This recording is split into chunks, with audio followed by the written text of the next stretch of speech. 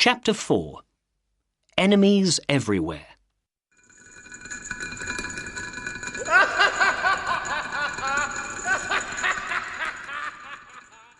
For the next 5 days, the ghost stayed in his room. He was very tired, and he didn't feel well. He decided to stop putting the bloodstain on the library floor.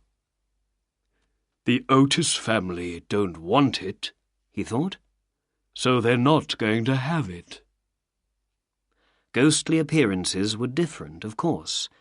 It was his job to appear in the passage once a week, and to ooh and ah from the great window on the stairs on the first and third Wednesday in every month.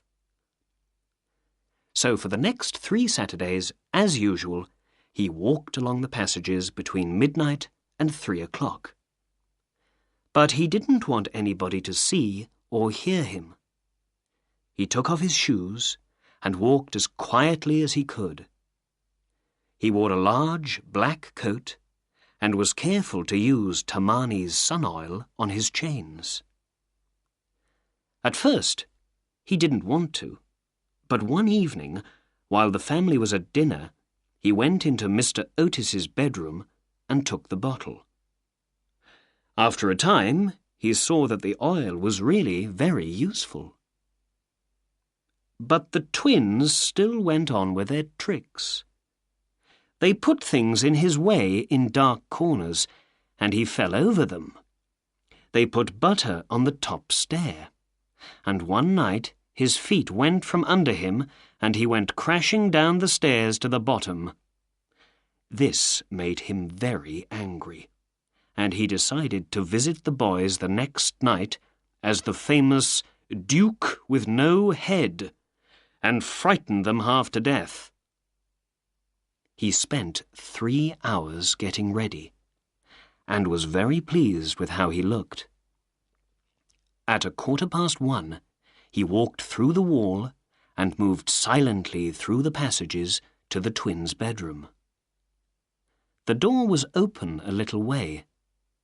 Pushing it hard, the ghost walked into the room, and a heavy jug of water fell right down on him. At the same time, he heard the twins laughing in their beds. The ghost, wet from top to bottom, turned and ran from the room. He did not stop until he was back in his room. The next day, he was ill with a bad cold. After this, the ghost stopped trying to frighten the American family. He walked silently round the passages in soft shoes, carrying an old gun, and tried to stay away from everyone. The last of the tricks happened on the 19th of September. That night, the ghost was wearing one of his favourite shrouds, and he decided to walk down to the library. He wanted to see what was left of the bloodstain. He was on his way there when 2 shapes jumped out of a dark corner of the passage and shouted "Boo!" in his ear.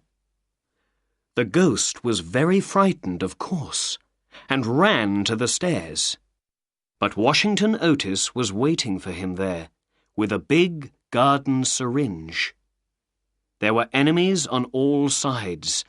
"Ah!" the ghost cried, then turned quickly and disappeared into the fireplace, which, luckily for him, was not lit. When, at last, he got back to his room, he was terribly dirty, with black all over his favourite shroud, and very unhappy. After this, nobody saw him again at night. The twins waited to play tricks on him 3 or 4 times. They put nutshells all along the passages, which made walking around difficult for everyone in the house. But the ghost did not appear. "Oh dear, he's too unhappy to come out," they said. Mr. Otis began work again on his book. Mrs. Otis gave a number of big American parties for the English people who lived near them. The boys played in the house and garden, and Virginia went horse-riding with the young Duke of Cheshire. He was staying at Canterville Chase for the last week of his holidays. Mr. Otis wrote a letter to Lord Canterville and said, "We think that the ghost has gone away." And Lord Canterville wrote back, "I am happy to hear it." But Mr. Otis was wrong. The ghost was still in the house. It is true that he was ill, but he was not yet ready to stop his ghostly work. The young Duke of Cheshire was staying in the house, and the ghost knew the Duke's family well. He once appeared before the brother of the Duke's grandfather as the Horseman of Death. The poor man's hair turned white in one night, and for the rest of his life he could only say the words, "Turn out the light, turn out the light." Now the ghost wanted to do the Horseman of Death for the young Duke too.